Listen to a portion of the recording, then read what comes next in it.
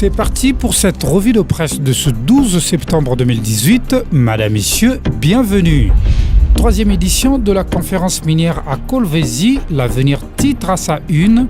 Kabila donne le go. Le président de la République, Joseph Kabila Kabange, séjourne depuis mardi à Kolwezi, dans le Lualaba, où il va lancer aujourd'hui, mercredi 12 septembre, cette troisième édition de la conférence minière de la RDC sous le thème « L'exploitation minière face aux impératifs du développement durable des zones productrices, apport, rôle ainsi que responsabilité de l'État, de l'industrie minière, de la société civile et des communautés locales dans une synergie transparente à la lumière du code minier », révisé, explique notre confrère.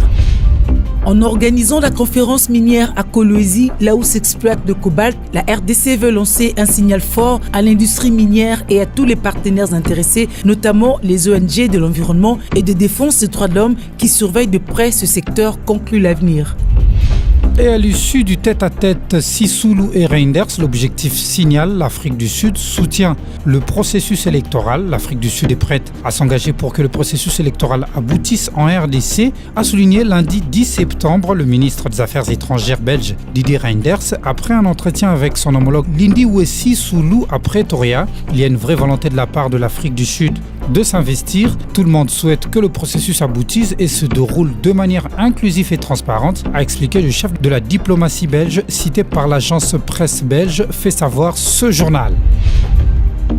De poursuivre que ce dernier a souligné que la collaboration avec les acteurs régionaux, mais avant tout entre les Congolais eux-mêmes, était cruciale pour que ces élections se transforment en succès. Il est nécessaire de renouer le dialogue entre les autorités congolaises et l'opposition, a-t-il insisté, tout en accueillant favorablement la volonté de l'Afrique du Sud de s'engager dans ce dossier, fait observer l'objectif.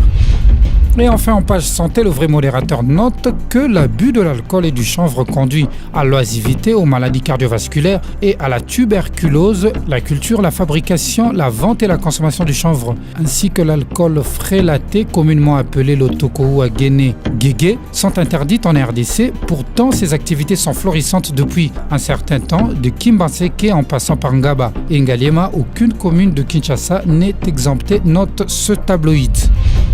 La situation socio-économique et surtout le chômage serait à la base de ces situations et justifierait la montée en flèche de ces stupéfiants. En fait, il suffit d'être dans un port de la place, vous vous rendrez compte qu'il y a des milliers de bidons d'alcool frélaté qui provient du Grand Équateur, du Bandundu et du Kasaï, sur terrain de consommation du whisky Supunatolo, fabriqué par les expats à un tout petit prix reculé, laissant la place à Aguéné.